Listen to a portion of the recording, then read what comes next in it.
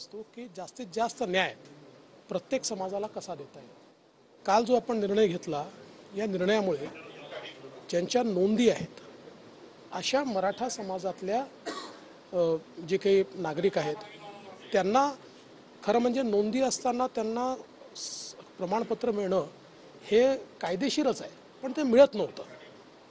त्यामुळे जो काही अधिकार होता तो अधिकार सोप्या पद्धतीनं त्यांच्यापर्यंत पोहोचवण्याचं काम आपण केलं आहे।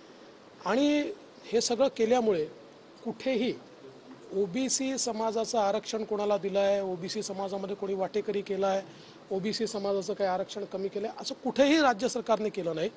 100% आपण ओबीसी समाजाला पूर्ण प्रोटेक्ट देखील त्या ठिकाणी केलेलं आहे।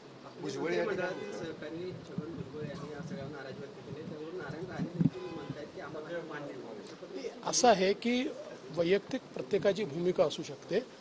भुजबळ साहेबांशी मी देखील चर्चा करेन, राणे साहेबांशी करेन, नेमकं काय केलेलं आहे हे त्यांच्या लक्षात आम्ही आणून देऊ। या ठिकाणी अतिशय चांगला सुवर्णमध्य आपण काढलेला आहे की ज्यातनं मराठा समाजाला देखील फायदा झाला पाहिजे आणि इतर कुठल्याही समाजावर अन्याय होऊ नये अशा प्रकारचा मार्ग काढला आहे। त्यामुळे मला असं वाटतं की भुजबळ साहेबांनी देखील कुठेही चिंता करण्याचं कारण नाही आहे।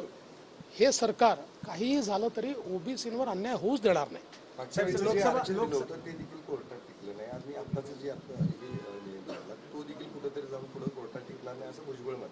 पहिली गोष्ट अशी आहे की मागच्या वेळेचं आरक्षण हे उच्च न्यायालयामध्ये टिकलंच होतं, सर्वोच्च न्यायालयामध्ये ते टिकू शकलं नाही। आता आम्ही पुन्हा सर्वोच्च न्यायालयात गेलेलो आहोत, पण क्युरेटिव्ह पिटिशन देखील आता आपली हिअरिंगला त्या ठिकाणी घेण्यात येते आहे।